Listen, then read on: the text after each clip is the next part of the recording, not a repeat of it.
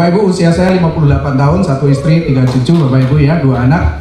Dan alhamdulillah saya merasa fresh sekali ya. Jujur tahun 2012 saya mulai detox program. Saat itu saya turun berat badan 8 kilo. Dan apa yang saya rasakan waktu itu, kesehatan saya begitu pesat sekali meningkat. Dan penyakit saya, karena saya seorang pengisi suara iklan, saya sering mengalami batuk. Tapi alhamdulillah sejak saat itu belum pernah lagi menderita batuk. Jadi pekerjaan saya lancar, rezeki lancar, saya sehat gitu ya. Itu setelah 2012 sampai hari ini saya hanya memaintain saja ya. Apa yang saya maintain, saya minum pasti klorofil setiap pagi bangun tidur, kemudian spirulina 3, dan malam hari saya selalu minum Pro-Arginine ya. Jadi kalau Pro-Arginine udah bilang burung pipit jadi burung Garuda, saya burung Garuda jadi burung Garuda, tapi Garuda yang perkasa sekali Bapak Ibu, itu luar biasa.